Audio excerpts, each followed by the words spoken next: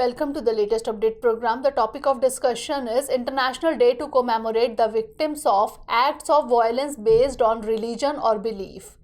The International Day to commemorate the victims of acts of violence based on religion or belief is observed on 22nd August.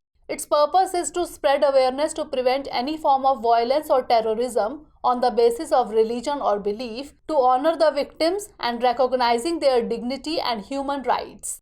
Now moving on to historical background, a resolution was passed by the United Nations General Assembly, that is UNGA, in 2019.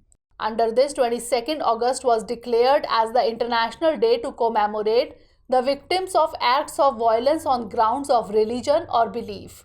This resolution seeks to provide appropriate support and assistance to the members of the families of such victims in accordance with applicable law. The right to freedom of religion or belief, opinion and expression, peaceful assembly and association is enshrined in Articles 18, 19 and 20 of the Universal Declaration of Human Rights.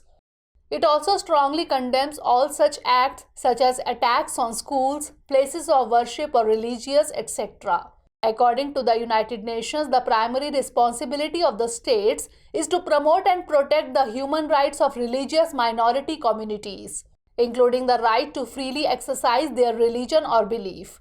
Note that 21st August is celebrated by the General Assembly as International Day of Remembrance and Tribute to the Victims of Terrorism.